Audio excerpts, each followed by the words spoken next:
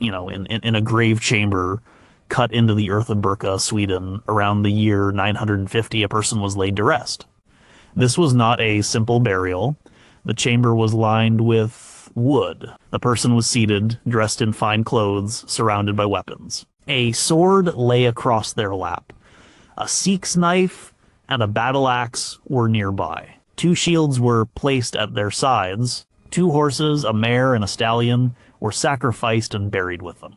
For over 1,000 years, this individual was known as the Birka warrior, a powerful Viking man. But the bones tell a different story. They don't just tell a story of status and war.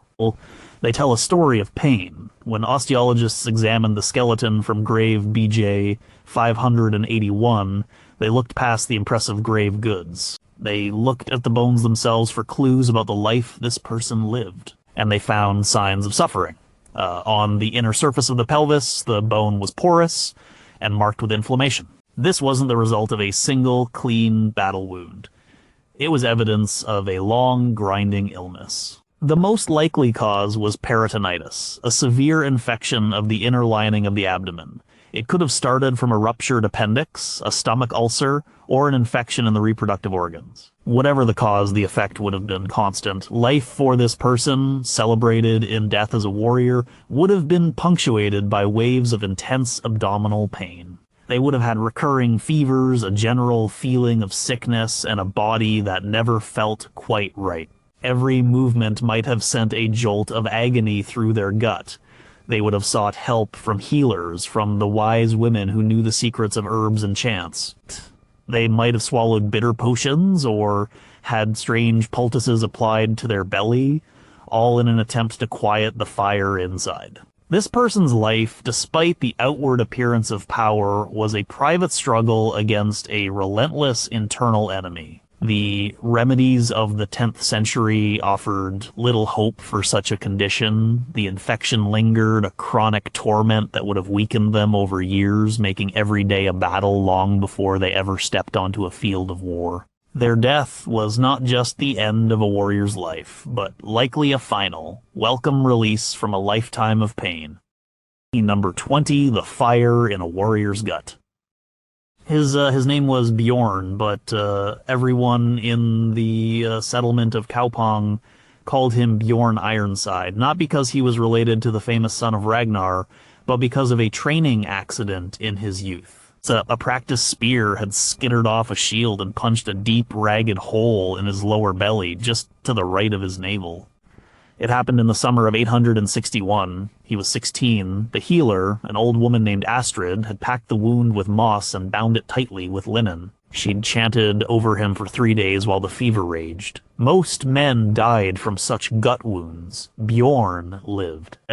But the iron spearhead had left something behind. For 20 years, Bjorn lived with the fire in his gut. The wound had scarred over, a puckered knot of flesh that he was proud of at first.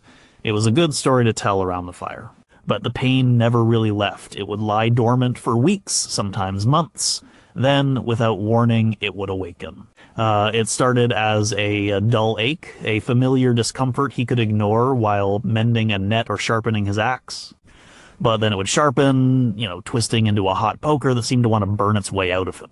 The pain would double him over, forcing him to his knees. A cold sweat would break out on his forehead. He couldn't eat. The slightest touch to his belly felt like a hammer blow.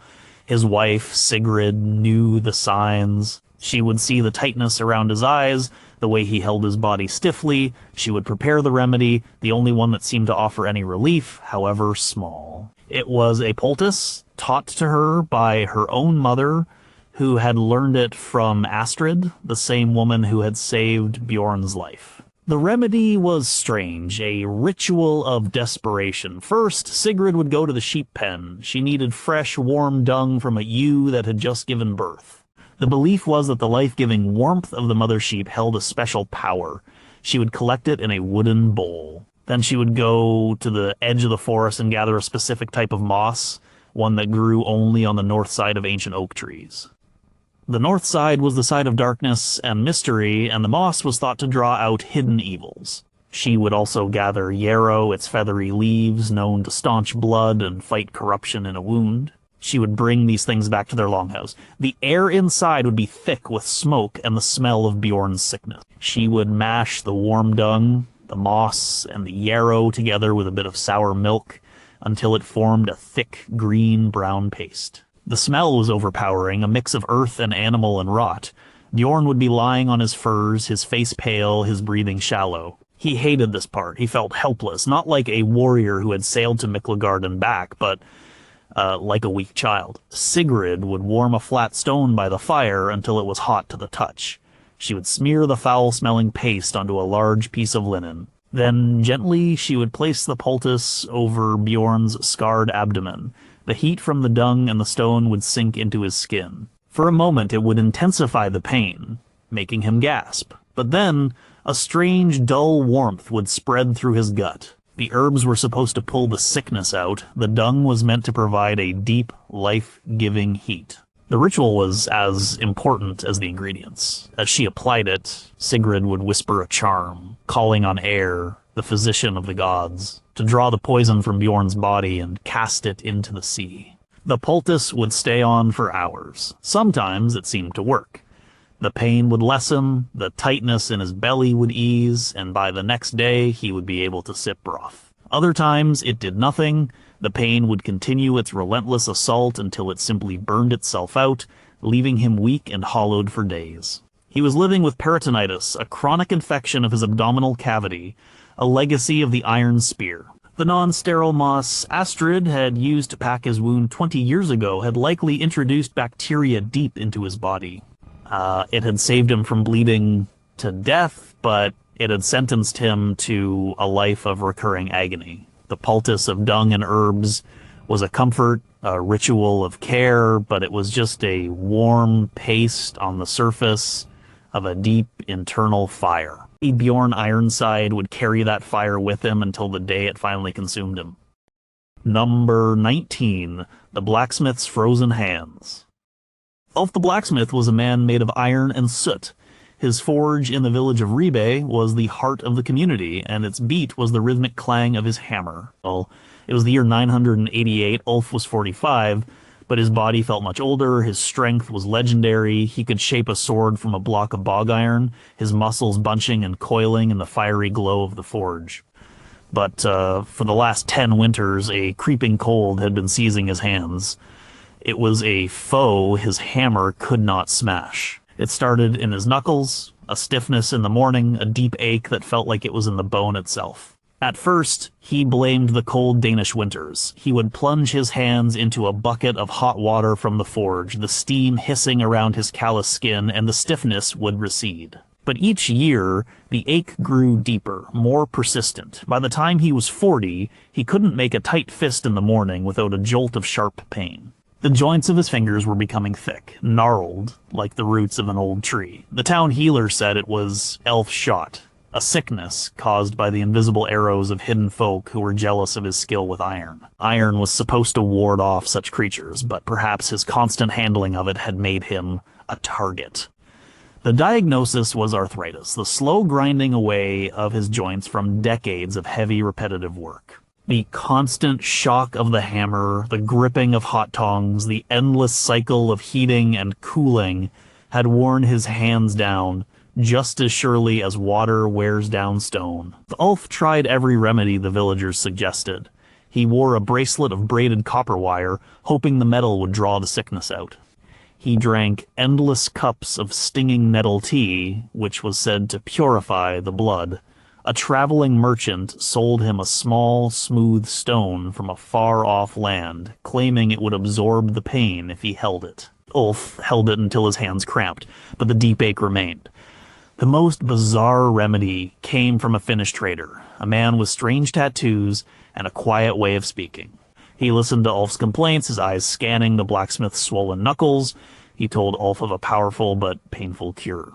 It required bear fat and red ants. The logic was that the pain of the ant bites would chase away the deeper pain in his joints. Her desperation made Ulf willing to try anything. Gripping his hammer was becoming agony. His livelihood was at stake. That spring, Ulf's son, Eric, found a large anthill in the woods. He brought a whole section of it back to the forge in a leather sack. The Finn had instructed Ulf to first coat his hands in the rendered fat of a bear, a creature of immense strength. The fat was meant to protect the skin, but also to attract the ants. Ulf dipped his hands into the pot of lukewarm grease, grimacing as he worked the slick fat into the crevices of his swollen knuckles. Then came the ants. Eric emptied the sack onto a wooden table. The insects swarmed, a chaotic, angry mass. Ulf took a deep breath, the smell of the forge fire suddenly sharp in his nostrils. He laid his fat-coated hands, palms down, directly onto the squirming pile of ants. The attack was immediate. Hundreds of red ants swarmed over his hands, their tiny mandibles sinking into his skin. Each bite was a pinprick of fire. They crawled between his fingers, under his nails, their formic acid stinging his flesh. Ulf grit his teeth, his jaw clenched so hard he thought his teeth might crack. The pain was sharp, 1,000 tiny fires that eclipsed the deep, grinding ache of his arthritis. He kept his hands there for as long as a man could hold his breath underwater, his arms trembling from the strain. Finally, he snatched his hands back, roaring in pain and frustration. He plunged his hands into a bucket of water, washing away the grease and the frantic, biting insects. His hands were red, swollen, and covered in tiny welts. For the rest of the day, the skin burned and itched. But a strange thing happened. The next morning, when Ulf woke, the usual deep, unyielding stiffness in his knuckles was different. It was still there, but it was muted, as if the sharp, superficial pain of the ant bites had somehow confused the deeper ache. His fingers felt looser. He could almost make a fist. It wasn't a cure. The relief lasted only a few days before the old familiar grinding returned. But for Ulf, those few days were a gift. He had found a way to fight back, however strange and painful. From then on, every few weeks, when the cold in his joints became unbearable, Ulf the blacksmith would coat his hands in bear fat and seek out the fiery embrace of the ants. It was a trade of one pain for another, a desperate bargain made by a man whose hands were both his life and his torment. Number 18. The Worm in the Tooth. Astrid was a weaver. Her hands, though calloused from the loom, were nimble and quick. She lived in a small house on the outskirts of Hedeby in the year 912. Her life was measured by the rhythmic clack of her loom and the changing seasons, but for the last month, her world had shrunk to the throbbing universe inside her own jaw. It had started as a dull ache in a back molar, a nuisance she could ignore by chewing on the other side of her mouth. But the ache had grown teeth of its own. Now, the pain was a constant, sharp presence. It felt hot. It radiated up the side of her face, making her eye water. It hammered at her temple, a relentless drumbeat that made sleep impossible. She couldn't eat. The slightest touch of food, hot or cold, sent a blinding flash of agony through her skull. Her cheek had begun to swell, a hard, tender lump that was warm to the touch. Her husband Leif was worried. Her face was pale, and she had a fever that made her shiver even by the hearth fire. He brought her to Gudrun, the woman who served as the village healer. Gudrun was old, her face a roadmap of wrinkles. She looked into Astrid's mouth, her own breath smelling of dried fish and herbs. She poked at the offending tooth with a small piece of sharpened bone. Astrid cried out and pushed her hand away. Gudrun nodded grimly. "It is the tooth worm," she declared. "A worm has burrowed into your tooth and is gnawing on the root. It drinks the blood and hates the light. We must drive it out." This was the common understanding of a toothache. They didn't know about bacteria or decay. They believed a tiny, malevolent worm was the cause of the unbearable pain. The remedies were all designed to either kill this worm or force it to flee. Gudrun's first attempt was a charm. She had Astrid sit facing the setting sun while she chanted a verse to drive the worm down into the earth away from the living. She made Astrid hold a mouthful of salt water and spit it onto a hot stone, hoping the hissing steam would carry the worm's spirit away. The pain laughed at the charm. It grew worse. The next day, Gudrun returned with a more aggressive plan. She brought a small clay pot filled with henbane seeds. Henbane was a powerful and dangerous plant, known to cause hallucinations and a deep, death-like sleep. But in small amounts, its smoke was thought to torment the toothworm. Gudrun placed a few of the dark seeds onto a piece of hot charcoal she had carried from her fire. A thick, oily smoke began to rise, with a strange, unpleasant smell. "Hold your mouth over the smoke," Gudrun commanded. "Breathe it in. The worm cannot stand the fumes. It will fall out." Astrid, desperate, leaned over the smoking embers. She opened her mouth and inhaled the acrid smoke. It was harsh and made her cough, but she forced herself to breathe it in, directing it toward the aching tooth. The smoke made her head spin. The edges of the room seemed to blur. She felt dizzy, disconnected from her own body. The pain in her jaw seemed to recede, not because it was gone, but because she was floating away from it. After a few minutes, Gudrun told her to spit into a bowl of clean water. Astrid did, her saliva thick and stringy. They both peered into the bowl, looking for evidence of the vanquished worm. Gudrun pointed with a gnarled finger. "There," she said. "See the small white threads? Those are the worms. They have fallen out." Astrid looked. In the murky water, there were indeed small, white, worm-like shapes. She felt a surge of hope. Had it worked? What she was seeing were not worms, but the inner structures of the henbane seeds, which burst when heated and create small, squiggly forms. But in her dizzy, pain-racked state, it was convincing. The analgesic and hallucinogenic properties of the henbane smoke had provided temporary relief, a welcome numbness that she mistook for a cure. The relief lasted for half a day. As the effects of the henbane wore off, the throbbing returned with a vengeance. The abscess at the root of her tooth was growing, the infection spreading into her jawbone. The toothworm was not an animal, but a bacterial infection, and it was immune to smoke and charms. And Gudrun had one final brutal remedy. "The tooth must be broken," she said, "to let the poison out. There was no pulling of teeth, no anesthetic." Leif had to hold Astrid's head steady. Gudrun took a small metal chisel, placed it against the rotten tooth, and gave it a sharp tap with a small hammer. The crack of the enamel was followed by a scream that was barely human. The tooth shattered, but the pressure was released. A foul-smelling mix of pus and blood flooded Astrid's mouth.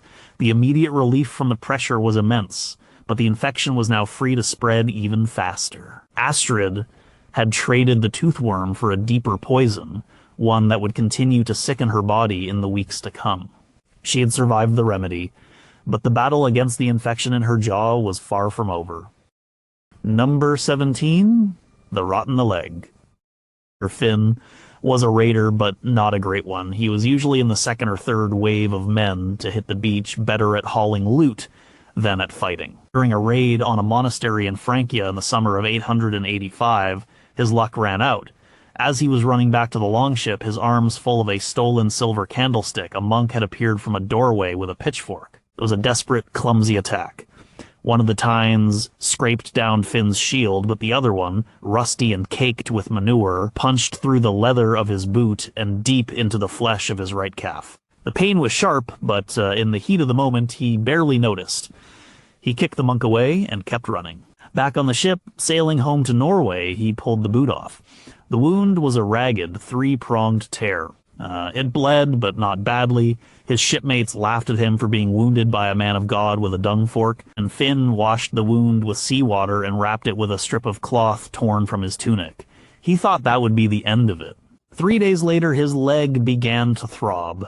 The skin around the wound was no longer just red, it was angry, swollen, and hot to the touch. A thin yellowish fluid, smelling like stale fish, began to weep from the puncture marks. A red line started to creep up his leg from his calf toward his knee. He felt cold, even huddled in his furs, and a fever took hold, making his teeth chatter. He was no longer laughing. The oldest man on the ship, a veteran warrior named Care, came to look at the leg. Care had seen wounds like this before. He called it the rot. He knew that if the red line reached Finn's groin, he would die. The salt water had not been enough. The dirt and rust on the pitchfork's tines had carried a powerful poison deep into the muscle. Tetanus and other bacteria were now multiplying in the warm, dark environment of the wound. Care's remedy was not gentle. It was a brutal form of battlefield medicine learned through grim experience.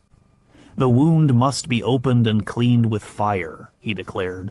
Two men held Finn down on the deck of the rolling ship. Finn screamed, but there was nowhere to run. Care took his personal seeks, the knife he used for everything from eating to carving wood, and wiped it on his leather trousers. He didn't heat it. He simply used the sharp point to reopen the 3 puncture wounds, slicing the skin between them to create one large gaping hole. Puss and dark, foul-smelling blood poured out. Finn nearly fainted from the pain, but Care was not done. He called for a brand from the ship's small fire pit. One of the crew brought a glowing piece of wood. Care took it and, without hesitation, shoved the burning end deep into the open wound in Finn's leg. The smell of searing flesh filled the air, mingling with the salt spray. Finn's scream was cut short as the shock overwhelmed him. The purpose of the fire was twofold. It was cauterization, an attempt to stop the bleeding, and, as they understood it, to burn the poison out of the flesh. They had no concept of sterilizing a wound, but the intense heat would have killed many of the surface bacteria. It was a desperate shotgun approach to disinfection. After the burning, Care revealed the next part of the treatment. He had a small pouch containing a sticky black substance. It was called troll balsam. It was a resin, likely pine tar, mixed with various herbs and a good deal of superstition. They believed it had magical properties to ward off the underground spirits, the trolls, that caused sickness and rot in the body. Care smeared the thick, tarry substance into the burned wound. The tar would have acted as a crude barrier, sealing the wound from the air and preventing new contaminants from getting in. It was a primitive and incredibly painful form of an antiseptic dressing. For the next week, Finn lay in a delirium. The fever raged. The leg swelled to twice its normal size, the skin stretched tight and shiny. The other men on the ship expected him to die. They talked about sewing him into his sailcloth and giving him to the sea god Aegir, but Finn held on. The red line on his leg stopped just below his knee. The brutal cleaning, the searing fire, and the terry seal had done just enough to halt the relentless march of the infection. And by the time they made landfall in Norway, the fever had broken. The wound was a hideous, suppurating mess, but the life-threatening danger had passed. He would never run again. His right leg would be a scarred, stiffened thing, and he would walk with a heavy limp for the rest of his days. He had traded his speed for his life. Finn the Raider became Finn the Limper, a living testament to the brutal effectiveness of fire, tar, and a strong will to live. Number 16, The Serpent in the Guts. Hilda was 7 years old. She lived with her family in a crowded longhouse near the shores of Lake Malaren in the year 970. Like all the children in the settlement, she spent her days running barefoot through the dirt and grass, playing with the dogs, and helping her mother with simple chores. She was a bright child, but for the last year she had been fading. Her energy was gone. She no longer ran with the other children. She was pale, with dark circles under her eyes. Her belly, which should have been flat and lean, was distended and hard. She complained of a constant ache in her stomach. She had little appetite, yet she seemed to be losing weight from her arms and legs while her belly grew. At night she would grind her teeth, and her sleep was restless. Her mother, Runa, was beside herself with worry. She had tried everything she could think of. She made Hilda special broths with strengthening herbs. She prayed to Freyja, leaving offerings of milk and honey. But Hilda only grew weaker. Runa finally took her to see the local wise woman, a crone named Skuld, who lived alone at the edge of the woods. Skuld examined the little girl. She felt her swollen belly, looked at her pale gums, and listened to Runa's description of the symptoms. Her diagnosis was immediate and certain. "She has a serpent in her guts," Skuld said, her voice a dry rustle like autumn leaves. "A great worm coils in her belly. It eats the food she eats, stealing her strength and life. That is why she starves while her belly grows." The idea of a serpent or worm causing internal illness was common. They were a visible parasite in animals, so it was logical to assume they afflicted humans too. And in Hilda's case, Skuld was not far from the truth.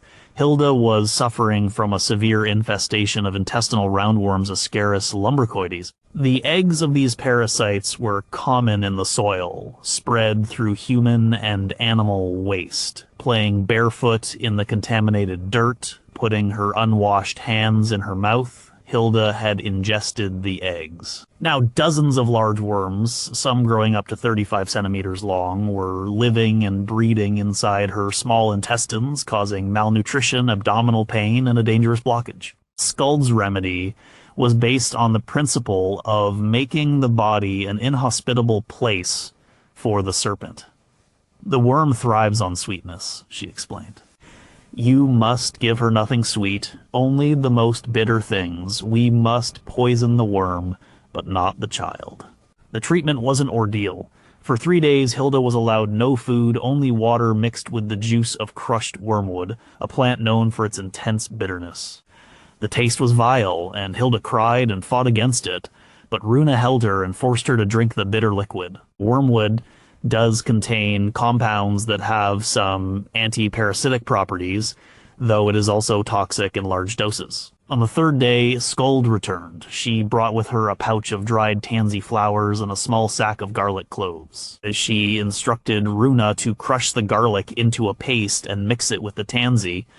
This mixture was then stirred into a bowl of soured milk. Both garlic and tansy were believed to be powerful expellents, substances that would drive the worms from the body. She must drink it all, Skuld said. Then we wait. Hilda drank the nauseating concoction. Her empty stomach cramped. An hour later, the violent purging began. She was hit with waves of diarrhea, her small body racked with spasms. Runa stayed with her, holding her, cleaning up the mess, her heart breaking with every pained cry from her daughter. She had to trust Skuld. She had to believe she was driving the evil out, not killing her child. The purging lasted for hours. In the foul-smelling mess, Runa saw them, white, wriggling forms, some as long as her finger. The serpent was real. Skuld had been right. The sight was horrifying, but it was also a confirmation. She was seeing the sickness leave her daughter's body. The combination of fasting, bitter herbs, and powerful purgatives had created such a hostile environment in Hilda's intestines that the worms were being expelled. Over the next week, Hilda was weak, but the change was noticeable. The swelling in her belly began to go down. A faint touch of color returned to her cheeks. She started to ask for food, a real hunger in her voice for the first time in months. Runa fed her simple broths and soft bread, slowly nursing her back to health. Hilda would carry the memory of the bitter cure for the rest of her life. She would never know that the serpent was not a single creature, but a legion of parasites. She would only know that she had been fading away, and that a wise woman's foul-tasting magic had brought her back into the light. She would be more careful about washing her hands, not because she understood germs, but because she now had a deep, visceral fear of the unseen serpents that lived in the dirt. Number 15, the Sea Curse on the Long Voyage. It was the spring of 1002. Thorfinn Karlsefni was the captain of a ship bound for a new land in the west, a place called Vinland that Leif Erikson had explored a few years prior. His crew was 160 strong, men and women looking for new pastures and a new life. They set sail from Greenland with holds full of livestock, tools, and dried provisions. The mood was optimistic. The sea was calm. But the voyage was long, longer than any of them had ever experienced. They sailed for weeks, seeing nothing but the gray-green swells of the North Atlantic. Their diet became monotonous. It consisted of dried cod, salted mutton, hardtack biscuit, and ale. The fresh food they had started with was long gone. Water was rationed. The cramped conditions on the ship were wearing on everyone. The first sign of the sea curse appeared on a young man named Magnus. He was a cheerful, strong rower, always the first to sing a shanty. But he became quiet, sullen. He complained of a deep ache in his bones, especially his legs. His shipmates thought he was just being lazy. Then his gums began to change. They became swollen, spongy, and a dark purplish color. When he chewed his hardtack, they would bleed freely, staining his teeth red. Soon, others began to show the same signs. Old wounds, long healed scars from old battles began to ache and even reopen, the skin turning dark and bruised. Small, dark red spots appeared on their skin, especially on their legs and arms. The men grew listless, their famous Viking energy draining away as if a plug had been pulled. The slightest knock would result in a massive, ugly bruise. The ship became a place of groans and misery. They didn't know what it was. They had never been at sea this long before. They blamed the stale water, the salted meat. Some said it was a curse from the sea spirits, the Draugr, angry at their trespass into these unknown waters. Thorfinn, a practical man, saw his crew falling apart. He needed a solution. The ship's healer, a woman named Freydis, had no answer. Her herbs were for wounds and fevers, not for this strange, wasting sickness that seemed to rot a man from the inside out.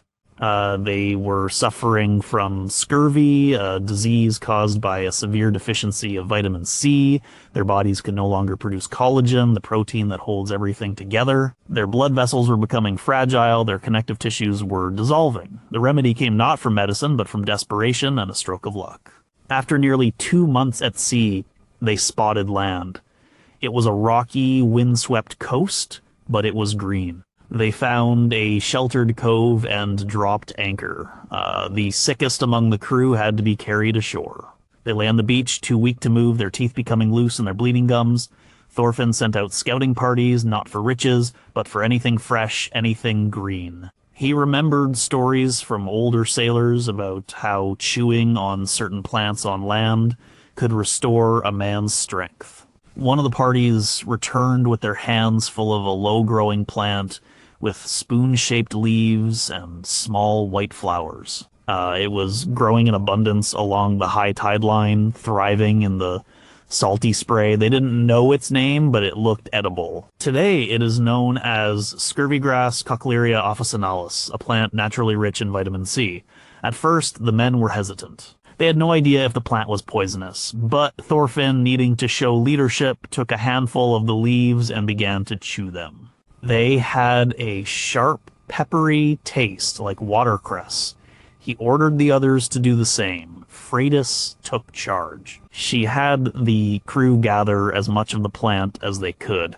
She crushed the leaves and made a bitter green tea for the sickest men, forcing the liquid past their swollen lips. She instructed the cooks to chop the leaves and mix them into whatever food they were preparing. The effect was not immediate, but within a week it was unmistakable. The bleeding in Magnus's gums began to subside. The dark spots on the men's skin started to fade. The deep aching pain in their bones lessened. A spark of life returned to their eyes. They were still weak, but the sea curse was lifting. The fresh green plant from this new land was their salvation. They didn't understand the science. They would never know about ascorbic acid or collagen synthesis. For them, it was magic. This new land, Vinland, held a powerful medicine in its soil, a counterspell to the curse of the open ocean. They would remember this lesson. On future voyages, they would learn to look for scurvy grass, to make landfall when possible, to forage for greens, or to carry supplies of cloudberries or other preserved fruits. The remedy for the sea curse wasn't a charm or a potion, but a simple peppery leaf found on a distant shore. Number 14, the mark of the unclean. Olaf the woodcutter lived a simple life in a village nestled in a fjord near Bergen. It was the year 1050. His days were spent in the forest, the axe a familiar weight in his hands.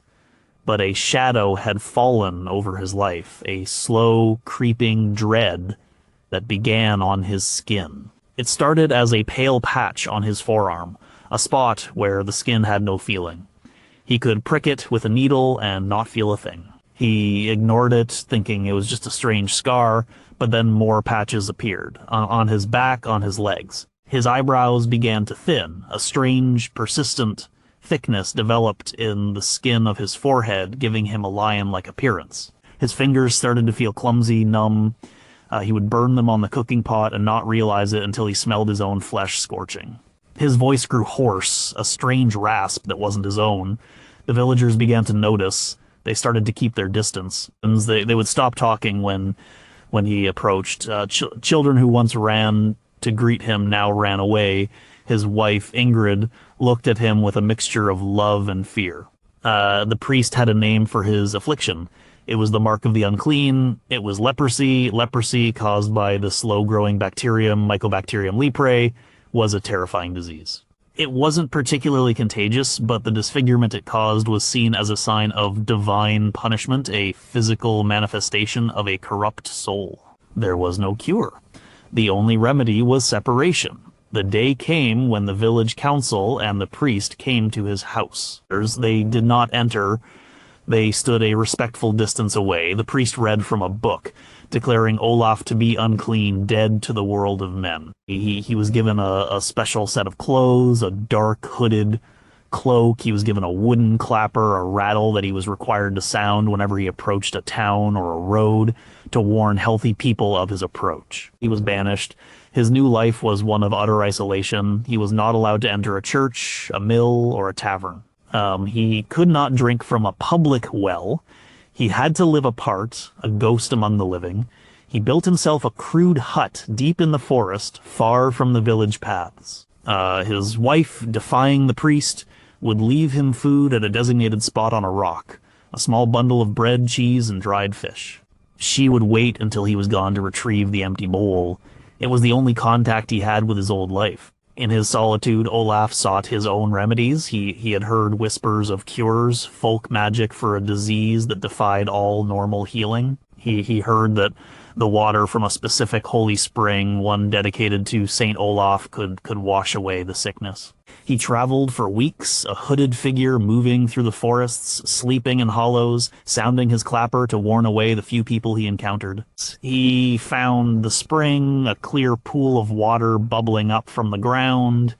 He bathed in it every day for a month. He drank the water. The water was cold and clean, but it did not halt the slow advance of the disease. Another rumor he heard was that the disease could be transferred to an animal. The remedy was specific and grim. He had to find a black dog without a single white hair on its body. He had to bleed the dog and mix its warm blood with his own. Then he had to let the dog lick his sores. The belief was that the sickness would pass into the dog, and as the dog wandered away and died, the disease would die with it. Olaf spent months searching for such an animal. Finally, he found a stray, a gaunt black creature that followed him, drawn to the scraps of food he offered. With a heavy heart, he performed the ritual. He made a small cut on his own arm, the numb skin barely registering the slice. He cut the dog's ear and mixed their blood in a wooden cup. He drank some, and then, with trembling hands, he guided the dog's head to the sores on his legs. The dog, hungry and confused, licked the wounds. The dog did not run away. It stayed with him, his only companion in his exile. And the disease did not leave him. The numbness spread. His fingers and toes, having lost all feeling, became susceptible to injury and infection. He lost a toe to frostbite one winter and didn't even know it until he saw the blood in the snow. Olaf lived as an outcast for 10 more years. His body slowly deteriorated, but his mind remained clear. He was a prisoner of his own skin. The remedies, born of desperation and magical thinking, had offered only false hope. The true remedy, social and medical support, did not exist. His illness was not just a physical decay, but a profound social death. His final years were spent in the company of a black dog, two outcasts waiting for the end at the edge of a world that had thrown them away. Number 13, The Bloody Flux. The year was 995, and a hot, dry summer had settled over the trading town of Birka. The wells were low, and the water that came up was murky and smelled foul. Flies buzzed everywhere, a constant, irritating cloud. Then the sickness came. They called it the Bloody Flux. It started with a young boy, a cooper's son. He was seized with violent stomach cramps, a watery diarrhea that quickly turned bloody. He had a high fever and was constantly thirsty, but anything he drank came right back out. He died within 3 days. Soon, his entire family was sick. Then their neighbors. The bloody flux spread through the crowded, unsanitary town like a fire through dry thatch. Einar, a merchant who traded in furs, watched the sickness spread with growing fear. He lived with his wife, his 2 young daughters, and his elderly mother in a longhouse near the docks. He had seen the flux before, but never this bad. The sounds of a busy trading port were replaced by the sounds of retching and moaning. The death cart made its rounds daily. His mother Inga was the first in his household to fall ill.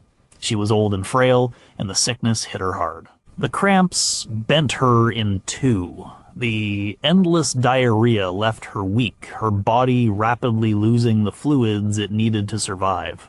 This was dysentery, a bacterial infection likely caused by Shigella or E. coli, thriving in the contaminated water and food. Einar felt helpless. The town's healer had no cures, only charms that did nothing, but Inga, in her moments of lucidity, remembered the old ways, the remedies her own mother had used. She sent Einar out with specific instructions. He was not to go to the healer, but to the riverbank and the hearth. Her first instruction was for willow bark. "Find the weeping tree by the river," she rasped, her voice thin. "Peel the bark from a young branch. Boil it into a tea." Einar did as he was told. He found a willow tree, its branches trailing in the low water. He stripped the bark and boiled it. The resulting tea was incredibly bitter, but he coaxed his mother to drink it. He didn't know that willow bark contains salicin, a compound chemically similar to aspirin. It would not kill the bacteria, but it would help to lower her fever and ease some of the cramping and pain, making her a little more comfortable. The second part of the remedy was stranger. "The bread," Inga whispered. "You must burn the bread." She instructed him to take a loaf of their dark rye bread and leave it in the embers of the fire until it was charred black all the way through. It was to be burnt to a cinder. Then he was to scrape the black char into a powder and mix it with a little water to make a thick, gritty paste. Einar was horrified. Wasting a whole loaf of bread when food was scarce seemed like madness. But it was his mother's wish. He did it, burning the bread until it was a piece of charcoal. He ground the black dust and mixed it with water. It looked like mud. Inga told him to eat a spoonful himself and to give some to his wife and daughters every morning. And she, in her sickness, would try to swallow a little. This was a primitive form of activated charcoal. The porous carbonized bread would act as an absorbent, binding to the bacterial toxins in the gut and helping to carry them out of the body. It was not a cure, but it could lessen the severity of the symptoms and reduce the absorption of the poisons causing the violent diarrhea. For Einar and his family, who were not yet sick, it might have offered a small amount of protection, a way of preemptively soaking up any bacteria they might have ingested from the town's bad water. Inga was too old and the infection too severe. The remedies eased her suffering, but could not save her. She passed away on the 5th day, but Einar, his wife, and his daughters, who dutifully swallowed the gritty black paste every morning and drank only the bitter willow tea, remained healthy. They watched as their neighbors fell ill and died. They saw the devastating power of the bloody flux. When the autumn rains finally came, washing the town clean and replenishing the wells with fresh water, the sickness began to recede. Einar mourned his mother, but he was grateful for his family's survival. He would never look at a loaf of bread or a willow tree the same way again. He had learned a hard lesson sometimes. The most powerful remedies were not pleasant. Sometimes, to fight a sickness that turned the body to water, you had to drink fire and eat dust. Number 12. The Fall from the Mast. Sven was a born sailor. He had been climbing the rigging of his father's gnar since he was old enough to walk. At 18 in the year 934, he was strong, agile, and fearless. He could scale the single, tall mast of a longship in the middle of a storm, his bare feet finding holds on the wet rope and wood as if he were born with sea legs. His job was to be the lookout, the eyes of the ship. They were 2 days out from the coast of Norway on their way to Iceland when a sudden squall hit. The sky turned a bruised purple, and the sea, moments before calm, was whipped into a frenzy of steep, angry waves. Sven was at his post, clinging to the top of the swaying mast, trying to get a sense of the storm's direction. The ship pitched violently, a rogue wave slamming against its side. The mast whipped back and forth like a giant reed in the wind. Sven's foot slipped. For a heart-stopping moment, he dangled from the rigging by his hands. He tried to regain his footing, but the ship dropped into a deep trough, and the sudden lurch tore his grip loose. He fell. It was a fall of more than 10 meters. He didn't hit the water. He landed on the deck, his body smashing against a pile of oars and sea chests. The sound of the impact was a sickening crunch, audible even over the howl of the wind. When the other sailors reached him, he was unconscious, his left leg bent at a horrifying angle just below the knee. The two bones of his lower leg, the tibia and fibula, had snapped completely. A shard of white bone had pierced the skin, creating a compound fracture. He was alive, but only just. The ship's captain, an old sea dog named Ragnar, knew that such a wound was often a death sentence. The risk of infection or a fat embolism was huge, but they were in the middle of the ocean. There were no healers, no splints, only the resources at hand. Ragnar took charge. First, they had to get the bone back inside the leg. This was the most brutal part. While 4 men held Sven screaming, now conscious body down, Ragnar took hold of his foot. With a deep breath, he pulled. He pulled with all his strength, a long, steady traction. There was a wet, grinding sound and a pop as the bones were pulled back into rough alignment, and the shard of tibia disappeared back beneath the skin. Sven fainted from the pain. Now they had to immobilize the leg. There were no medical supplies. They had to improvise. Ragnar sent a man to the ship's carpenter. They needed splints. The carpenter came back with 2 thin, straight-grained oak staves cut from a spare rudder plank. They were strong and rigid. Ragnar laid them on either side of Sven's injured leg. Next, they needed padding and binding. Another sailor brought a handful of wool fleece, unspun and greasy with lanolin.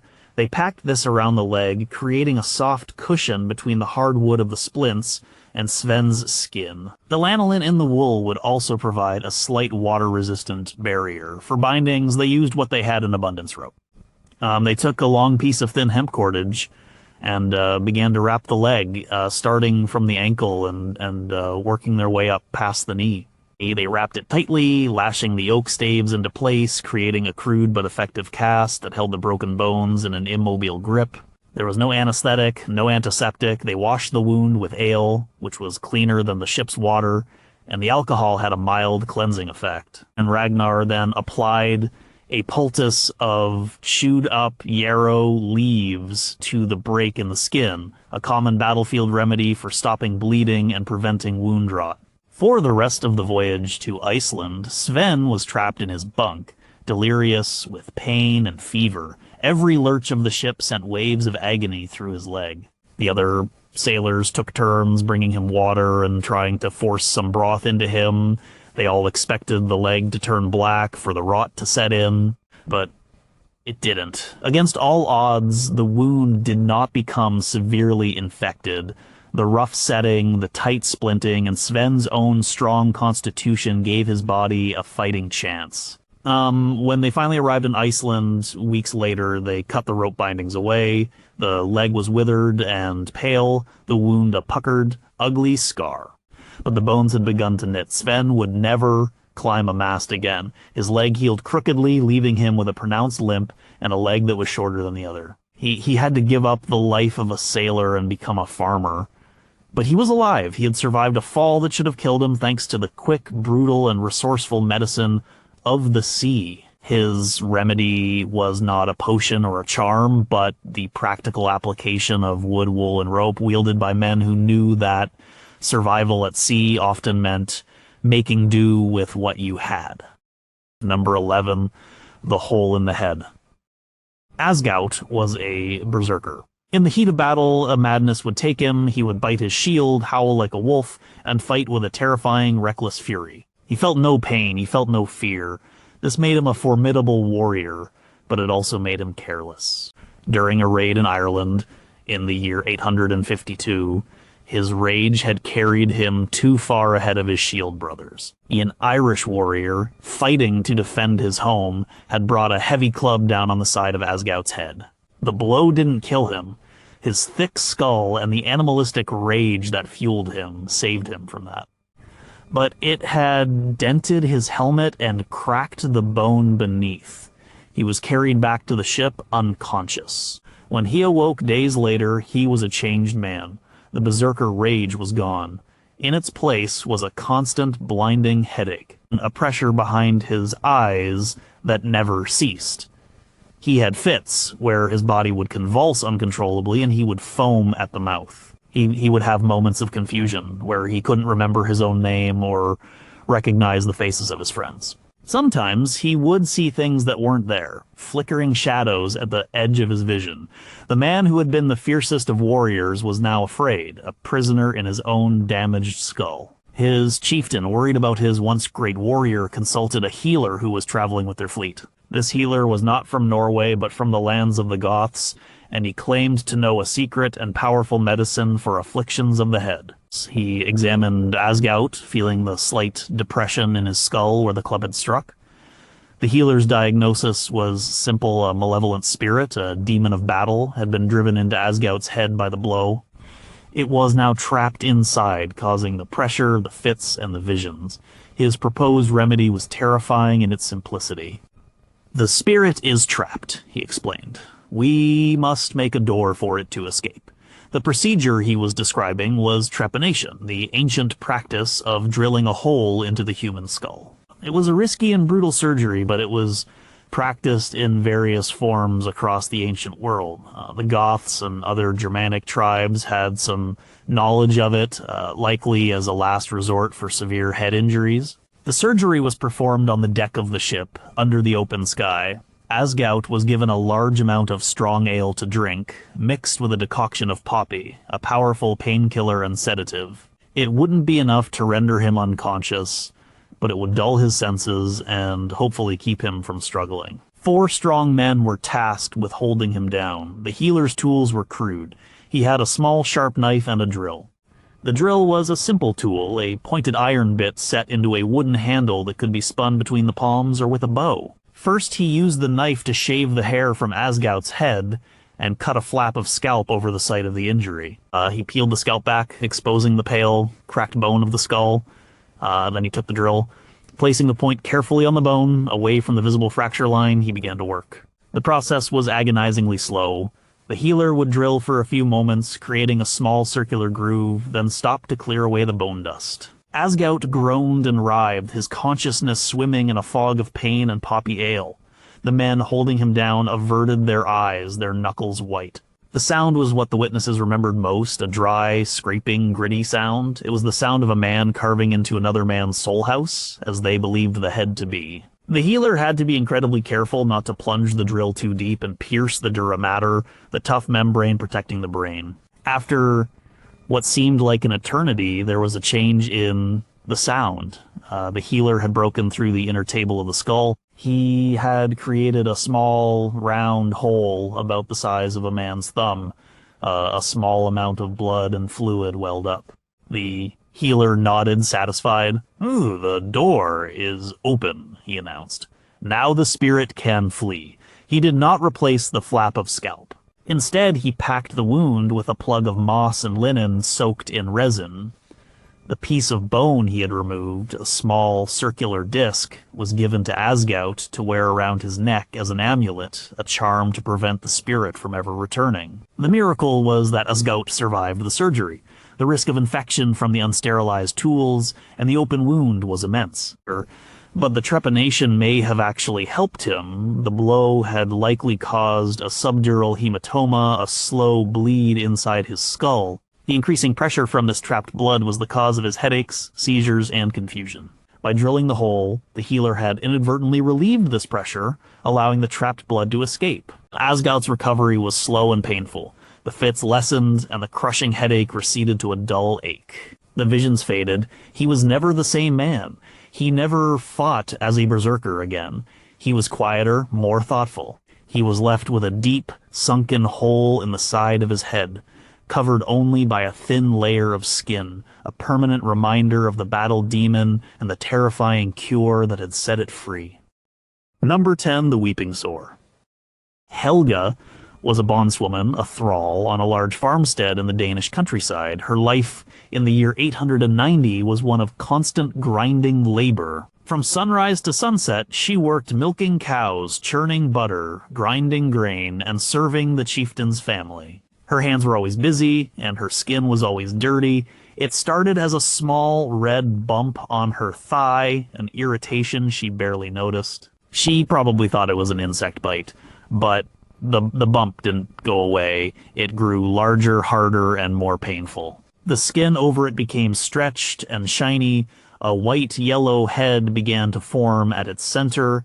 It was a boil, a localized staph infection known as a furuncle.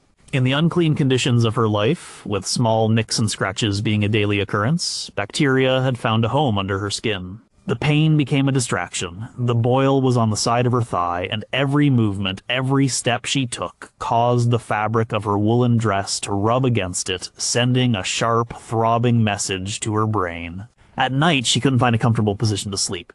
The area around the boil was hot and tender. She tried to hide it.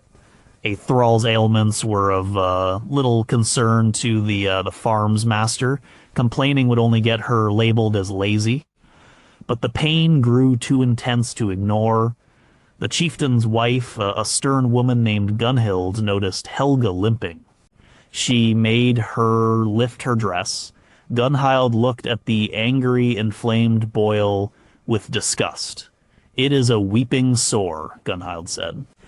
"The body is trying to weep out its bad humors. We must help it." Gunhild's remedy was a common one, a two-part process of drawing out the corruption and then purifying the wound. First came the poultice. She sent Helga to the kitchen not to work, but to prepare her own medicine. She was to take a handful of linseed, the small seeds of the flax plant, and grind them into a coarse meal. This was then mixed with hot water and a spoonful of honey to form a thick, sticky paste. Honey was valued for its sweetness, but they also knew it had properties to help with wounds. The high sugar content and low pH of honey make it a hostile environment for bacteria, and it also produces small amounts of hydrogen peroxide. It was a natural antiseptic. Linseed, when heated with water, becomes a gelatinous mass that holds heat for a long time. Helga spread the warm, sticky poultice onto a piece of linen and applied it to the boil on her thigh. The heat was immense, almost painful at first, but then it became a soothing comfort. The heat increased blood flow to the area, and the poultice helped to soften the skin. The goal was to encourage the boil to come to a head and burst on its own. Helga was relieved of her duties and told to lie by the hearth, reapplying the hot poultice every few hours. For a day and a night, she lay there, the heat and the slight sweetness of the honey her only comfort. On the second day, the boil was massive. The skin stretched so thin it looked like it would tear. It had a large yellow head full of pus, but it had not burst. Gunhild was impatient. "The corruption is stubborn," she declared. "It must be let out." She called for her sewing kit. From it she took a fine bronze needle. She held the tip of the needle in the flame of a candle until it glowed red. This was not for sterilization in the way we understand it. It was seen as purifying the metal with fire. She had Helga bite down on a piece of leather.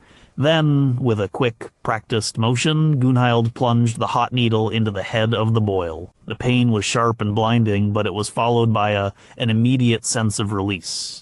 A thick, yellow-green river of pus and blood erupted from the lanced sore, its smell putrid. Gunhild pressed on the surrounding flesh, forcing more of the infection out. It was a disgusting and painful procedure, but it was effective.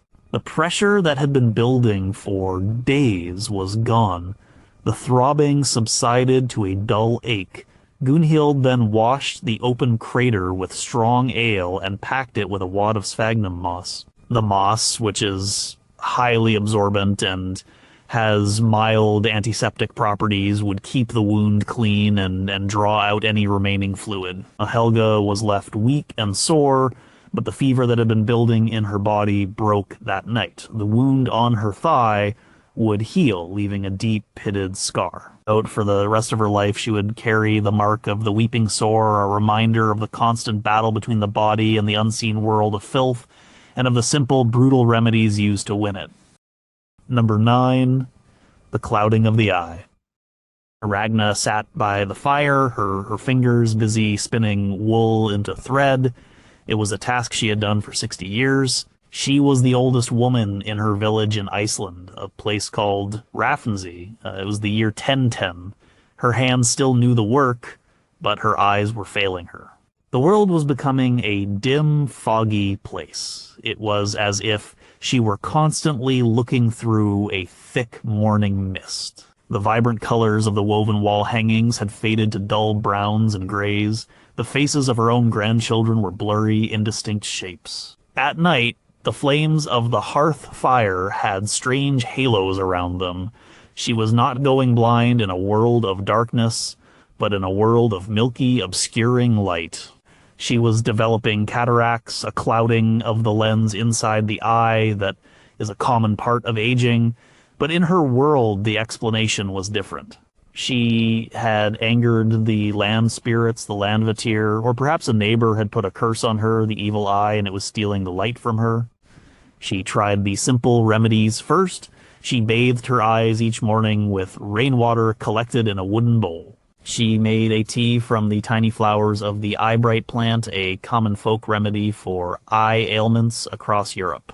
She would let the tea cool and use it as an eye wash, hoping its gentle nature would coax the light back into her vision. The rituals were comforting, but the fog in her eyes only grew thicker.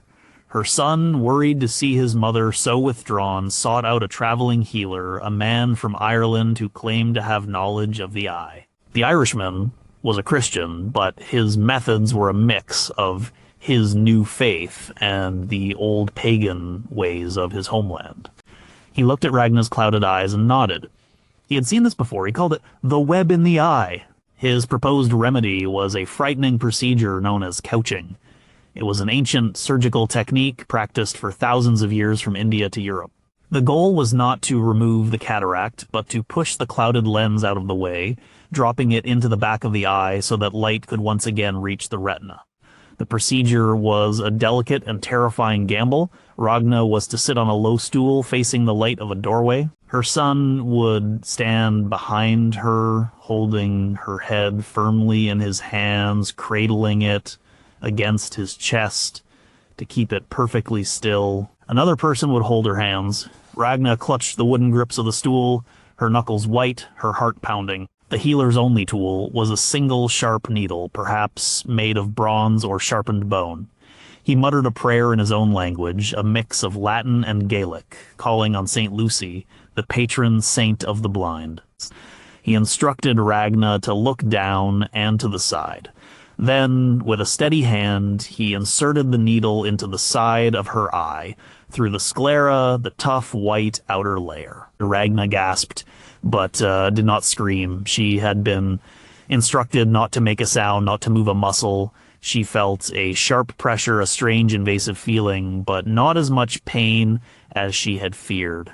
The healer, peering closely, navigated the tip of the needle inside her eye, between the iris and the lens. Once he was sure he had it in the correct position, he performed the crucial movement. With a deft flick of his wrist, he pushed against the top of the clouded lens, dislocating it and pressing it down and back out of her line of sight. He withdrew the needle. He had Ragna cover her other eye. "What do you see?" he asked. Ragna blinked. The world was a strange, watery blur, but it was bright. For the first time in years, she could distinguish shapes. She could see the outline of the door, the shape of her son's hand in front of her face. The milky web was gone. She began to weep, tears of shock and relief. The cure came at a cost. Without her lens, her eye had no ability to focus. Her vision would be blurry and distorted. She would have no depth perception. But she was no longer in a fog. She could see light and shadow, movement and form. The healer performed the same procedure on her other eye a week later. The risk of infection, glaucoma, or retinal detachment was enormous. Many who underwent couching ended up completely and permanently blind. But for Ragna, the gamble paid off. She would spend the last years of her life in a blurry but bright world, able to see the faces of her grandchildren, not as indistinct smudges, but as cherished, wobbly shapes. Her cure was a sharp needle, a steady hand, and a leap of faith into a world of fractured light. Number 8, the blackening of the toes. Akatil was a hunter. He lived on the northern edge of the Norwegian settlements where the forests were dark and the winters were long and unforgiving. It was the winter of 905, and it was a harsh one. The snow was deep and the game was scarce. Kettle had been tracking an elk for 2 days, his supplies running low, his body weary. A blizzard blew in from the north, a sudden blinding whiteout. He lost the elk's trail, he lost his sense of direction. He was alone in a world of howling wind and swirling snow. He knew he had to find shelter or he would die. He built a makeshift snow cave, hollowing out a drift against a rock face. He huddled inside, his furs pulled tight around him, and waited for the storm to pass. It raged for a day and a night. He had no fire. He ate the last of his dried meat. The cold was a living thing, a predator that gnawed at his extremities. His feet, encased in leather boots that had become damp with sweat and snow, were the first to suffer. They went from aching and cold to numb, a strange, painless state that was far more dangerous. He couldn't feel his toes at all. When the storm finally broke, he stumbled out of his snow cave into a world of brilliant cold sunlight. It took him another day to find his way back to his homestead. His wife Astrid saw him staggering out of the forest and ran to meet him. When she got him inside and pulled off his boots, she gasped in horror. His feet were pale, waxy, and frozen solid. She knew she had to warm them, but not too quickly. She had heard stories of men warming their frozen limbs by the fire, only to have them swell and burst. She followed the wisdom passed down from her mother. She began to rub his feet with snow. This was a common but misguided folk remedy. The thinking was that you should warm a frozen part of the body gradually, with something that was only slightly warmer than the frozen tissue. But rubbing with snow was abrasive and would only cause more damage to the already delicate, ice crystal-filled cells of the skin. Akatil screamed as the feeling began to return to his feet. It was not a pleasant warmth, but an agonizing burning, a pins and needles sensation magnified 1,000 times. Over the next few days, his feet swelled dramatically. Large, fluid-filled blisters formed on his toes and heels. The skin turned a mottled red and purple, but the worst was yet to come. The parts that had been most deeply frozen, the tips of the toes on his right foot, did not recover. The tissue had died. The skin turned from purple to a leathery black. They became dry and mummified. The smell of rot, of gangrene, began to fill the small hut.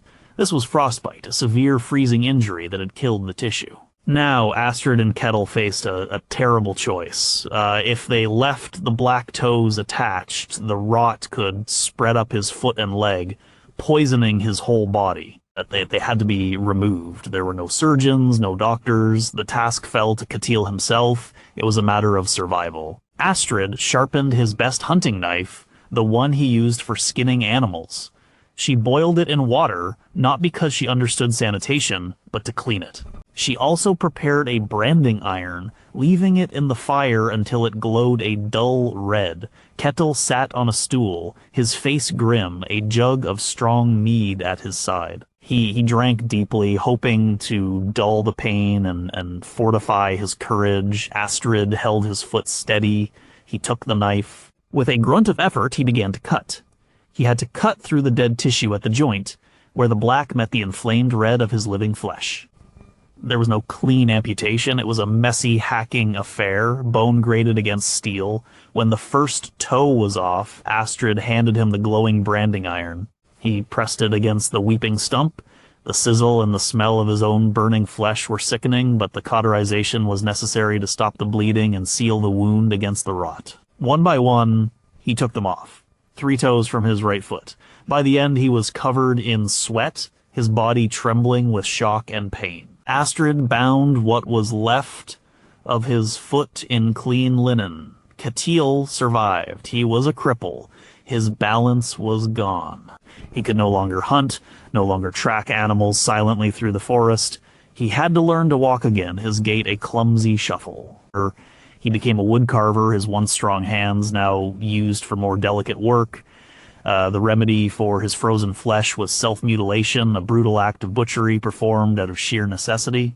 He had sacrificed a part of his body to save the whole, a terrible price demanded by the unforgiving northern winter. Number 7, the lung sickness. The longhouse was a place of warmth and community, but it was also a place of smoke and sickness. In the depths of a Swedish winter, around the year 875, dozens of people would be crowded together inside, sharing the air, the food, and the warmth of the central hearth. The fire, while essential for life, filled the poorly ventilated space with a constant haze of wood smoke. This was the world of Sigrun, a young mother with her third child on the way. It began as a cough. A simple, dry cough she blamed on the smoke. But it didn't go away. It deepened, becoming a rattling, chest-heavy cough that brought up thick, yellow phlegm. She grew short of breath. Walking from her sleeping platform to the cooking fire left her winded. A fever came and went, leaving her drenched in sweat during the night. She lost her appetite and grew thin, her pregnancy the only thing keeping her from looking like a wraith. They called it the lung sickness. It was a killer, especially in the winter. We would call it pneumonia, or perhaps a severe case of bronchitis, a bacterial or viral infection deep in the lungs. In the crowded, smoky longhouse, it spread easily from one person to the next. Her husband, Harald, was worried. He saw the life draining from his wife. He sought the advice of the Galdrakona, the woman skilled in magic chants.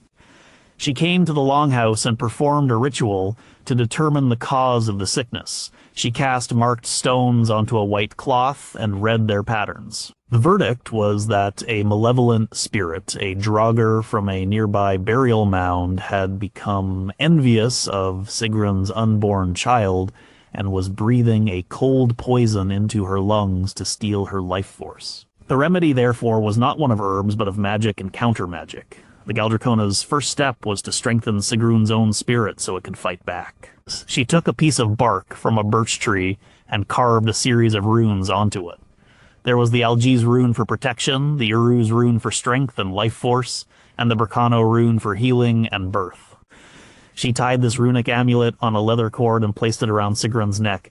Sigrun was to wear it day and night to draw strength from the ancient symbols. Next, the Galdrakona set about making the Longhouse an inhospitable place for the spirit. She instructed Harold to hang bundles of juniper and angelica from the rafters. The strong, aromatic smoke from these plants was thought to purify the air and ward off evil.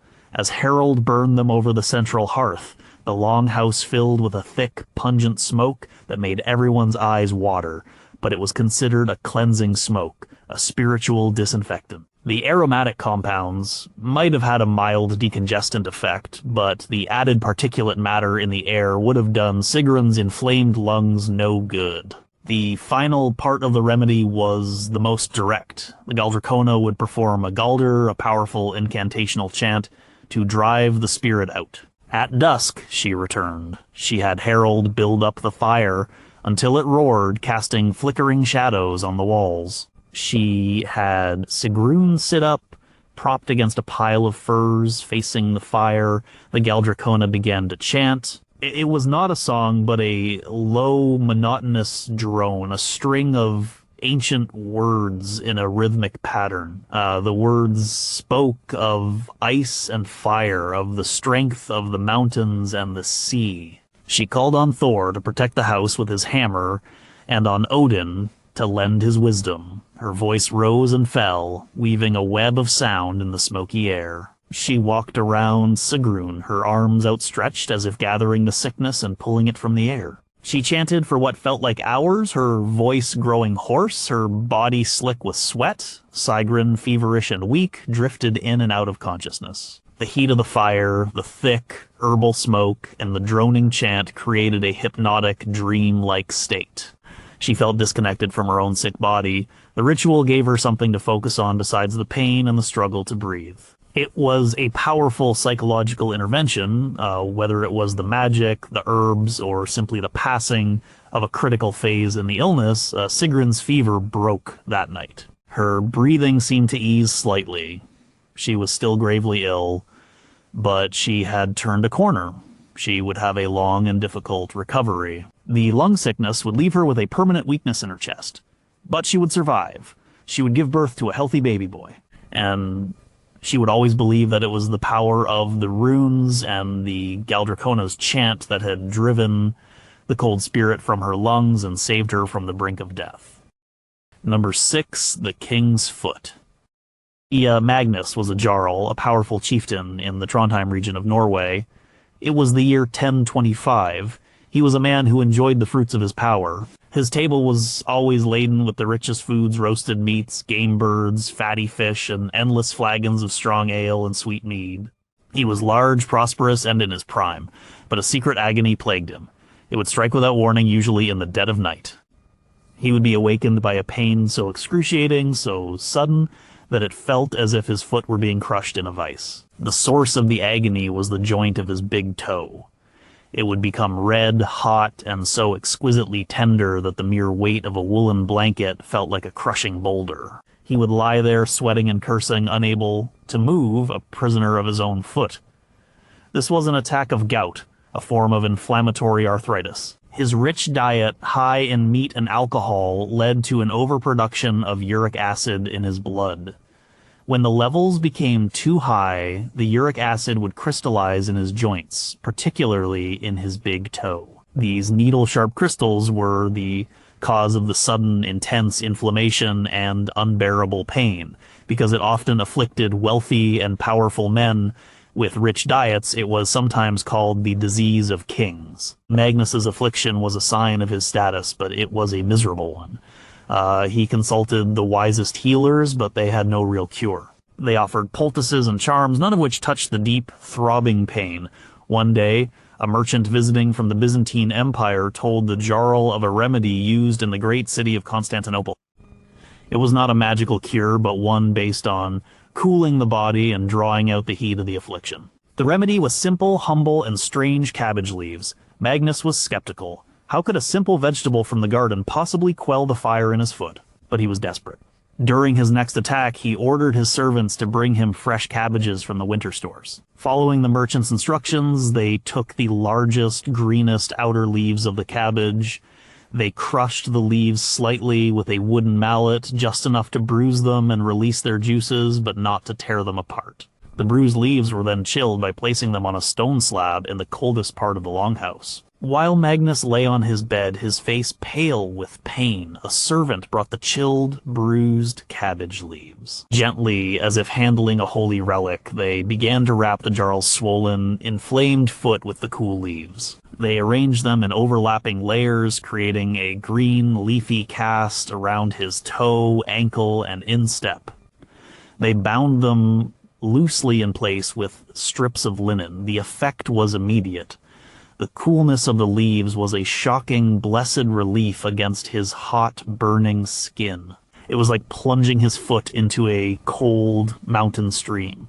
As the leaves warmed against his skin, they released a faint, sulfurous smell, which the merchant had claimed was the smell of the hot sickness being drawn out of the body. Cabbage leaves do contain various anti-inflammatory compounds, and the cooling effect of the poultice would have helped to constrict blood vessels and reduce some of the swelling and pain. Magnus lay back, a sigh of relief escaping his lips. It was not a cure. The uric acid crystals were still in his joint, but the cabbage leaves had made the pain bearable. It was the first real relief he had felt during an attack. From that day on, Jarl Magnus's most prized possession was not his sword or his treasure chest, but his cabbage patch. He made sure his gardeners grew the largest, finest cabbages in the region. He became known not just for his wealth and power, but for the strange, green-leafed remedy that he swore by. When the fire of the king's disease struck his foot, he would call not for a healer or a magician, but for a servant with a cool head of cabbage. It was a humble cure for a rich man's disease, a testament to the simple, unexpected wisdom that could travel along the far-flung trade routes of the Viking world. Number 5, the rowing man's back. Canute. was built like an oak tree. His arms were thick, his shoulders were broad, and his hands were like gnarled roots. For 30 of his 40 years, he had been an oarsman. It was the year 880. From the spring thaw to the first winter freeze, his life was spent on a wooden bench, his hands gripping a heavy oak oar, his body moving in a repetitive, powerful rhythm catch, pull, release, row. He had rowed on raids to Lindisfarne, he had rowed on trading voyages to Hedeby, he had rowed across the North Sea in terrifying storms. The oar was an extension of his body, but now his body was breaking. The pain started as a dull ache in his lower back, a constant companion he could ignore. But over the last year, the ache had sharpened into something more sinister. Sometimes, after a long day of rowing, he would try to stand up from the bench, and a searing pain would shoot down his leg, a hot wire of agony that made his muscles seize. He would be unable to stand straight, forced to hobble around, bent over like an old man. His fellow oarsmen would laugh and call him Nut the Bent, but they knew the affliction well. They all had it to some degree. They called it sea serpent's bite, as if an invisible monster from the deep were gnawing at their spines. It was the cumulative result of decades of hard physical labor with poor ergonomics, the constant strain of pulling the heavy oar, the twisting motion of his torso, the years of sitting on a hard wooden bench. It had all taken a toll on his spine. He likely had a collection of degenerative disc disease, sciatica, and chronic muscle strain. There was no retirement for an oarsman. You rowed until you couldn't row anymore, and then you were of little use to anyone. Canute feared this. He had a family to feed, he needed to keep his place on the bench, so he sought remedies. The simplest remedy was heat. After a long voyage, he would lie on the floor of the longhouse, as close to the central fire as he could bear, letting the warmth soak into his aching muscles. His wife would rub his back with warm bear fat, the grease helping her strong hands to knead the knotted, spasming muscles of his lower back. The massage and the heat would provide temporary relief, loosening the muscles and easing the pain, but Canute had also heard of a more permanent magical solution. It involved a special belt, a back bane belt, that had to be made in a very specific way. He paid a visit to a man who lived on the edge of the settlement, a man who was known to be skilled in such matters. The man was a tanner, but he was also said to have knowledge of the old ways. The man instructed Canute that the belt had to be made from the skin of a snake, because a snake has a flexible spine and is a symbol of rebirth and healing. But not just any snake. Canute had to find and kill an adder himself during the full moon. The power of the remedy was tied to the risk and the ritual. Canute spent several nights hunting in the woods before he found one. He pinned the venomous snake with a forked stick and killed it, his heart pounding. He brought the snake back to the tanner. The tanner carefully skinned the snake and tanned the hide using a mixture of brains and smoke, a traditional method. While the skin was curing, the tanner told Canute the next step. He had to provide 3 hairs from his own head, 3 clippings from his fingernails, and a drop of his own blood. These were to be sewn into the belt to tie it to him personally. The tanner then took a small, flat piece of iron, no bigger than a thumbnail, and had it carved with the Uru's rune, the symbol of physical strength. This small iron plate was sewn into the center of the snakeskin belt, so it would rest directly over Canute's spine. When the belt was finished, it was a strange-looking thing, a thin strip of patterned snakeskin with a lump in the middle. The tanner gave Canute strict instructions. He was to wear it under his tunic against his skin at all times. He was never to take it off except to bathe. Canute wore the belt. The placebo effect was powerful. The act of hunting the snake, the ritual of its creation, the feeling of the cool snakeskin, and the hard iron against his back, it all made him feel like he was doing something, fighting back against the pain. The belt also acted as a constant physical reminder. When he felt it against his skin, it prompted him to be more mindful of how he moved, to lift with his legs, to brace his core. In a way, it was a primitive form of a back brace, providing a small amount of support and a great deal of proprioceptive feedback. The pain didn't vanish. He still had bad days, but the attacks of searing, leg-numbing pain seemed to become less frequent, and he felt more in control. He kept his place on the ore bench for a few more years. The secret snakeskin belt, his constant companion, a magical and practical remedy for a body worn out by a life of hard labor. Number 4, the Hunger Winter. The year was 869. It was known afterwards as the Hunger Winter. An unusually cold and wet summer had ruined the hay harvest and caused the grain to rot in the fields. Now, deep in the frozen heart of winter, the food was running out. In a small farming settlement in the Norwegian interior, a family huddled in their longhouse. Their world shrunk to the desperate calculus of survival. Bjorn, the patriarch, looked at his dwindling stores. The salted fish was gone. The smoked meat was gone. They had a few sacks of shriveled grain left, which his wife Asa ground and mixed with water to make a thin, tasteless gruel. This was their only meal. There was no specific disease sweeping through the community, but a more insidious ailment, starvation. The first to suffer were the children and the elderly. Bjorn's youngest son, Finn, only 5 years old, was weak and listless. He had a constant hacking cough. His belly was swollen from malnutrition, but his arms and legs were like sticks. Asa's mother, old and toothless, simply lay on her sleeping platform, her eyes closed, her breath shallow. She was giving up. This was kwashiorkor and general malnutrition, a complete failure of the body due to lack of protein and calories. There were no real remedies for starvation, only desperate measures. The line between food and not food began to blur. Bjorn went into the frozen forest. He was not hunting for game the animals had fled or were starving themselves. He was hunting for anything that could be eaten. He came back with strips of bark peeled from pine trees. The inner bark, the cambium, was edible, if barely. Asa would boil it for hours until it was a soft, pulpy mass. She would mix this with their meager grain ration to stretch it further. It tasted of resin and wood, and it tore at the insides of their stomachs, but it filled their bellies. So they ate mosses and lichens scraped from the rocks. They dug under the snow for frozen, bitter roots. The children cried from the constant gnawing hunger. The adults grew silent, their energy conserved for the simple act of staying alive. One of their 2 remaining cows, thin and bony itself, stopped giving milk. Bjorn knew he had to slaughter it. Killing it for meat seemed wasteful. They needed to use every part of it. He slit its throat and collected the blood in a wooden bucket. Asa mixed the blood with the last of their flour and a handful of pine bark shavings to make a grim sort of blood pudding. They fried it in cakes on the hearthstone. The iron-rich blood provided a much-needed nutrient boost, a temporary surge of strength in their fading bodies. But even that was not enough.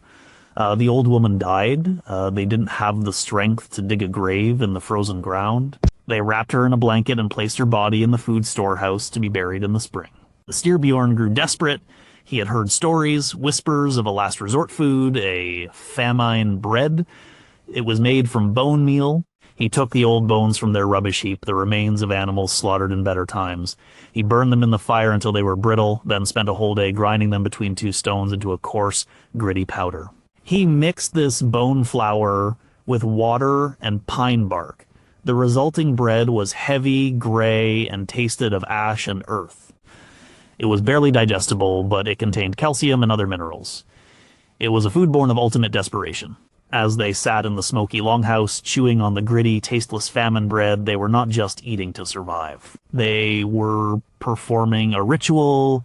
They were refusing to die. They were turning the very bones of their past into a hope for the future. When the spring finally came, it was a grim sight. The snow melted to reveal the bodies of those who had not survived. Bjorn's family was gaunt, weak, but alive. They had survived the hunger winter. The remedies had not been herbs or chance. The remedies had been tree bark, blood, and bones. They had eaten the inedible, a harsh and desperate medicine prescribed by the cruelest of all physicians, starvation itself. Number 3, the turning of the child. Ellen was a midwife. It was not a title she chose, but one she had inherited. In her small Icelandic community in the year 960, she was the one they called when a woman's time came. She was not a healer of sickness, but a guide for life. But sometimes, life took a wrong turn. She was called to the farm of a young woman named Solveig. And it was Solveig's first child, and the labor had been long. For a day and a night, Solveig had paced and groaned, her body working to bring forth this new life. But now, something was wrong. The contractions were strong, but the baby was not descending. Solveig was exhausted, her cries growing weaker. Ellen examined her. Her experienced hands told her the terrible truth. The baby was in the wrong position. It was not head down, ready to be born. It was breech coming feet or buttocks first. Or worse, it was transverse, lying sideways across the womb, an impossible position for a natural birth. In this remote community, with no possibility of a surgical birth, a transverse baby was a death sentence for both mother and child. Ellen had to act. Her remedies were not medicines to be swallowed, but a combination of physical manipulation, magical thinking, and unwavering calm. First, she tried to coax the baby to turn from the outside. She had Solveig get on her hands and knees, her belly hanging low. Ellen coated her own hands in sheep fat and began to massage Solveig's swollen abdomen. She pushed and prodded, her strong fingers trying to locate the baby's head and bottom, trying to gently persuade the baby to rotate into the correct position. This was a version of an external cephalic version, a procedure still used today, though Ellen was working entirely by feel and instinct. The baby, lodged firmly in place, refused to budge. Time was running out. Solveig was weakening. Ellen turned to her other tools, the ones of magic and spirit. Childbirth was a battle, and Solveig needed supernatural aid. Ellen sent Solveig's husband to fetch her birthing girdle. This was not a piece of clothing, but a magical object. It was a long strip of leather, inscribed with runes and charms for a safe delivery. Ellen tied this girdle loosely around Solveig's hips, the runes positioned over her womb. The girdle was a physical and spiritual support, a reminder that she was not alone in this fight. Ellen then began to chant. She called upon Freyja, the goddess of fertility and love, and Thor, the protector of mankind. Her chant was a low, rhythmic story, a galger, telling the tale of a great hero who had to find his way out of a dark cave, turning and twisting to find the path to the light. The story was for the baby. It was an incantation to guide the unborn child on its journey. The rhythmic sound and Ellen's calm presence were also for Solveig, helping to soothe her fear and focus her energy. But the baby would not turn. Solveig was fading. Ellen knew she had to try the most dangerous remedy of all. She had to go inside. She washed her hands and arms as best she could with a harsh soap made from ash and fat. She had Solveig lie on her back, her knees drawn up, and then Ellen reached inside the birth canal, her hand following the path the baby was meant to take. This was an internal version, an incredibly risky procedure. The danger of introducing infection or rupturing the uterus was immense. Ellen's goal was to find the baby's feet. If she could grasp them, she might be able to pull them down and guide the baby out. Breech. A breech birth was difficult and dangerous for the baby, but it was possible. A transverse birth was not. Inside, she felt the warm, cramped space. She found a tiny foot. She grasped it. Gently but firmly, she began to pull, guiding the foot down. At the same time, she used her other hand on Solveig's belly to push the baby's head up, trying to complete the rotation. Solveig screamed a raw, primal sound of agony and effort. Slowly, painstakingly, the baby began to turn. Ellen brought one foot out, then the other. The battle was not over, but the tide had turned, with Ellen guiding the baby and encouraging Solveig to push with the last of her strength. The baby was born, emerging into the world feet first. It was a girl, blue and limp, but alive. Ellen worked quickly to clear the baby's airway and get her breathing. As the baby let out her first weak cry, a collective sigh of relief filled the room. Solveig was exhausted, bleeding heavily, but she had survived. Elin had used every tool she had: physical skill, psychological support, magical ritual, and a final, desperate, invasive intervention. She had met the crisis with a remedy as old as childbirth itself, the steady hands and brave heart of another woman. Number 2, the smith's deafness. And Eric was a smith, and the sound of his world was the sound of his hammer. From the age of 10, he had stood at the anvil in his father's smithy in Jorvik. It was now the year 955, and Eric was 35. The smithy was his kingdom, a place of fire, sweat, and the ringing song of steel on steel. But the song was fading. For years, Eric had noticed it, a ringing in his ears that never went away, a constant high-pitched hiss like a kettle left on the fire. At first it was only noticeable in the quiet of the night, but now it was a constant companion, and the world was growing quieter. He would find himself asking people to repeat themselves. He would miss his name being called from across the yard. In the crowded tavern, the voices of his friends would blur into an indistinct murmur. His wife complained that he never listened to her. He was listening, but he could not hear. Eric was suffering from noise-induced hearing loss. Decades of standing next to a roaring forge, of the percussive, high-decibel impact of hammer on metal, had damaged the delicate hair cells in his inner ear. It was a slow, creeping deafness, an occupational hazard for a man in his trade. He didn't think of it as a physical ailment. To him, it felt like the world was pulling away from him, or that he was being sealed inside his own head. He grew frustrated, isolated. He was afraid he would not hear a warning cry in the smithy, or the sound of his own child in distress. He sought a remedy, not from a healer of bodies, but from a woman who was said to be able to open blocked paths. She was an old woman who lived near the docks, and she was known for her charms. She listened to Eric's story, her head cocked to one side. She told him his ears were not broken, but that a mischievous spirit, a dvergr or dwarf, had become jealous of the beautiful things Eric made with metal and had plugged his ears with invisible wax. The remedy she proposed was designed to trick the spirit and melt the wax. It was a ritual to be performed during a full moon. She gave Eric a small clay pot of goose fat and a pouch of dried chamomile flowers. She instructed him to warm the fat until it was liquid but not hot.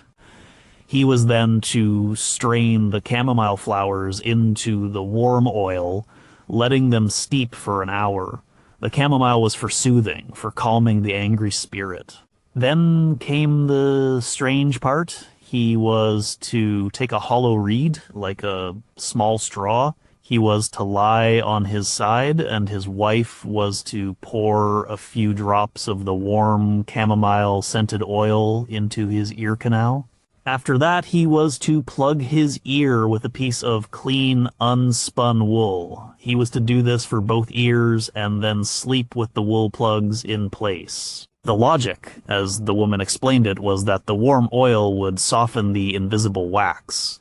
The chamomile would placate the spirit. The wool would then draw the softened wax and the spirit out of his head as he slept. Eric did as he was told. The feeling of the warm oil trickling into his ear was strange, a warm, liquid feeling that seemed to magnify the internal ringing. He lay there, feeling foolish, his ears full of oil and wool.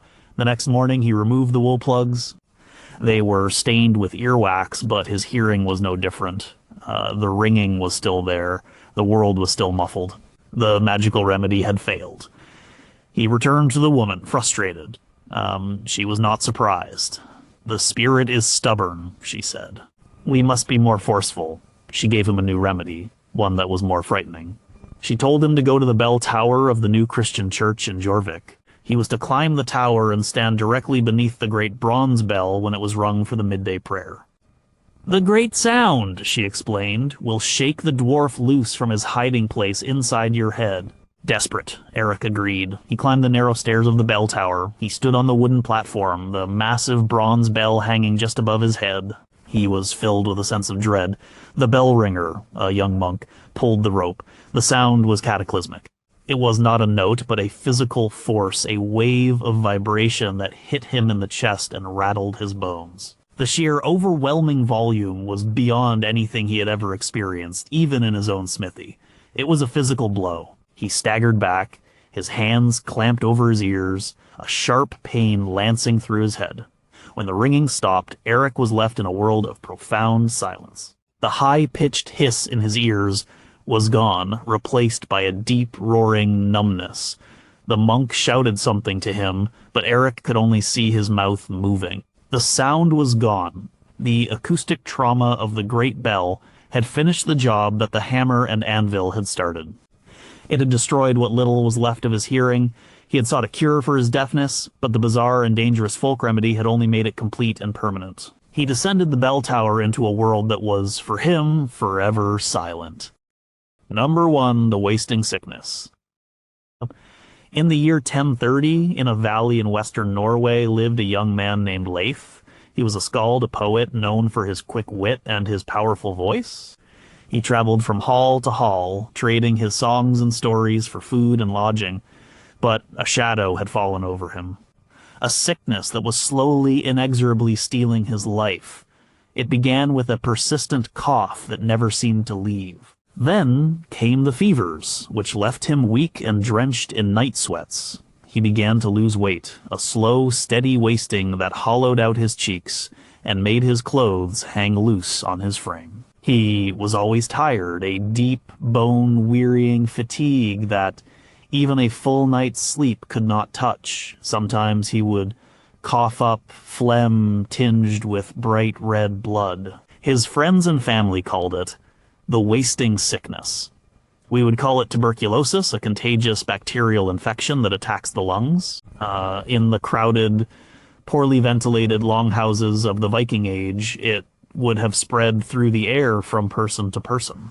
It was a slow killer, consuming its victims from the inside. Leif, the skald whose voice had once filled great halls, could now barely speak without triggering a fit of coughing. He saw the fear and pity in people's eyes. They began to avoid him, to move away when he coughed. The sickness was isolating him, turning him into an outcast. They believed the wasting sickness was not a normal illness. It was a form of supernatural predation. They thought a person's spirit or life force was being drained away by a malevolent entity, perhaps a mare, a nightmare spirit that sat on a person's chest while they slept, or that the victim was turning into a draugr, one of the living dead, even before they had died. Desperate, Leif's family took him to a remote farmstead high in the mountains. The healer there was a man who practiced an old and strange form of medicine. He examined Leif, his eyes noting the young man's skeletal frame and feverish eyes. His remedy was based on the principle of like cures like, but in a way that was both literal and gruesome. The healer believed that to fight a disease that consumed the flesh, Leif had to consume the life force of another living thing. But not just any animal. It had to be a creature that was strong, pure, and close to the earth. The healer's prescription was a diet of earth milk and raw liver. The earth milk was the first and most vital part of the cure. The healer took a healthy young goat, one that had just given birth. He tied it to a stake in the middle of a field that had never been plowed, a piece of virgin earth. The goat was to eat only the wild grasses and herbs that grew there. The Leif was to drink its milk, and only its milk. The belief was that the purity and strength of the untilled earth would pass through the grasses, into the goat, and then through the milk into Leif's body, replenishing his own stolen life force. The second part of the remedy was more challenging. Every morning, the healer's son would hunt for a small animal, a rabbit or a bird. He would bring it back, still warm, to the hut where Leif was staying. The healer would cut the animal open and remove its liver. The liver, still steaming and full of blood, was given to Leif. He was instructed to eat it raw. The liver was seen as the seat of life and blood, and by consuming it raw, Leif was thought to be directly absorbing the animal's vitality before it had a chance to flee the cooling body. For weeks, Leif lived this strange existence. He was sent to a high, sunny pasture, a sun bath, to lie in the sun all day. The fresh mountain air and the sunlight were thought to be purifying. This part of the cure, at least, had some basis in reality. Fresh air and sunlight, which helps the body produce vitamin D, were the cornerstones of pre-antibiotic tuberculosis treatment for centuries. But The core of his cure was the diet. The goat's milk was rich and nourishing. The raw liver provided a massive dose of iron, vitamin A, and other nutrients that his wasted body desperately needed. He was essentially on a forced, high-calorie, nutrient-dense diet. The psychological effect was also powerful. He had been sent away to die, but now he was part of an intense daily ritual of healing. He was actively fighting back, consuming life to fight his inner death. Slowly, incredibly, Leif began to improve. The color returned to his cheeks. The cough became less severe. He began to regain some of the weight he had lost. He was not cured. The tuberculosis bacteria were still in his lungs, walled off by his improving immune system. He would carry the disease for the rest of his life and would be susceptible to relapses, but he had been pulled back from the brink. When he finally returned to his home valley, he was no longer a walking ghost. He was thin, and his voice was weaker than he remembered, but he was alive. He would tell the story of his recovery, not as a medical triumph, but as a magical one. He had drunk the strength of the earth and eaten the life of the forest, and it had been enough to banish the wasting sickness back to the shadows.